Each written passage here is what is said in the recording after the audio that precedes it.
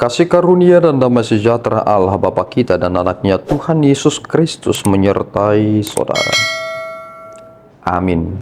Shalom saudaraku yang terkasih, di dalam nama Tuhan Yesus Kristus senang bisa menyapa saudara di tempat saudara berada hari ini. Dalam dimensi yang berbeda tetapi dalam dunia yang sama. Sebagai insan yang diciptakan untuk Tuhan sebelum melakukan rangkaian aktivitas kita pada hari ini, marilah kita mengawalinya dengan memuliakan Tuhan lewat pujian kita dan mendengarkan firman Tuhan.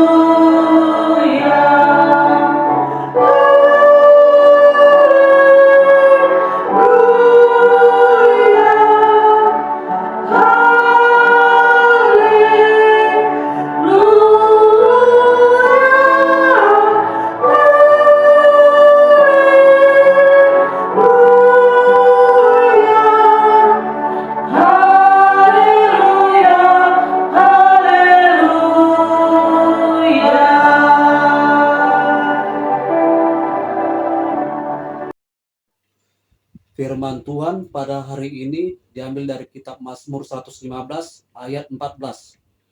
Kiranya Tuhan memberi pertambahan kepada kamu dan kepada anak-anakmu. Demikian firman Tuhan. Saudaraku yang terkasih di dalam nama Tuhan Yesus Kristus, judul perikop kita pada hari ini adalah tentang kemuliaan hanya bagi Allah. Kemuliaan hanya bagi Allah. Ini menjadi sesuatu hal yang fundamental yang perlu kita pikirkan di pagi ini. Karena memang kita melihat sebuah realita yang kita memang menyadarinya. Telah banyak orang ingin menjadikan sesuatu untuk Tuhan mereka. Dalam teks kita pada pagi ini, kita diingatkan bahwa apa yang dijadikan oleh tangan manusia itu bukanlah Tuhan. Manusia tidak bisa menjadi Tuhan. Tetapi Tuhan mungkin menjadi manusia. Kita tidak pernah mempertuhankan manusia. Kita memiliki Allah sejati. Tetapi dalam inkarnasinya, ia 100% manusia dan juga ia adalah 100% Allah. Mengapa dia harus 100% manusia? Tentu itu adalah dalam rencana penebusan. Itu adalah rencana untuk menolong umat manusia dan dalam rencana pendamaian. Harus 100%. Ketika kita menyadari tentang apa yang dilakukan Yesus Kristus, tentu ke-100%-an itulah yang menjamin tentang keselamatan kita.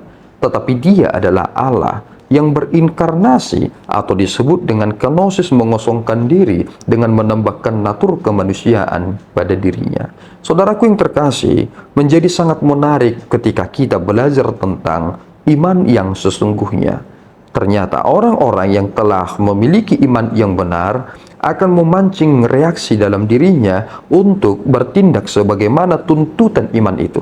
Tetapi jika seseorang memiliki iman yang salah kepada Tuhan yang salah, maka hal itu akan memancing mereka untuk melakukan apa yang dituntut oleh Allah yang palsu tersebut.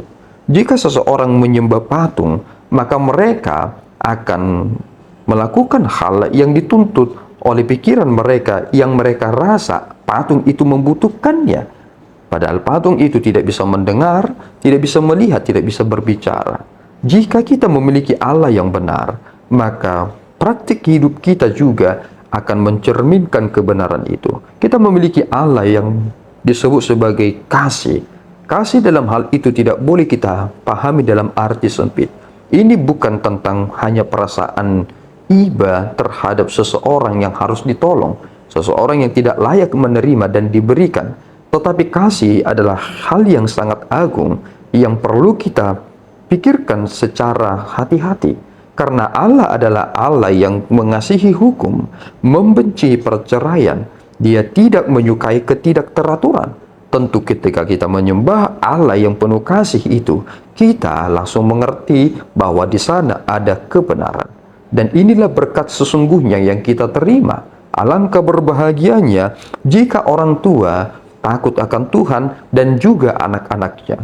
Tentu akan menjadi duka cita yang besar ketika seorang bapak atau ibu, dia sungguh-sungguh memelihara imannya kepada Tuhan, tetapi mendapati anak-anak mereka tidak dapat mengikuti.